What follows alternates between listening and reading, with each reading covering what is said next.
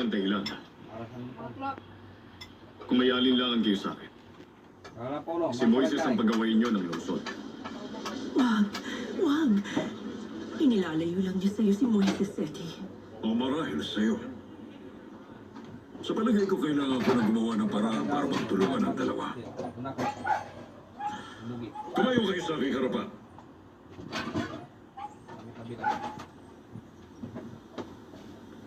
Pasisiyahin mo ba ang faraon mo, Moises? Ikaw ang gagawa ng aking lungsod. Matalinong pagpapasya. Dakilang tungkulin. Promises. Naniniwala ka ba na alamat lang ang tagapagligtas? Hindi mahalaga ang pinaniniwalaan ko. Ang mahalaga, naniniwala mga alipin sa kanya. Oo, tama ka na. Kung ganoon, pupunta ka rin sa Goshen. Alamin mo kung totoo o alamat lang yung tagapagligtas. Kung alamat, dali mo siya sa akin na nasa bote. Kung tao, dahil siya sa akin na nakatanikala.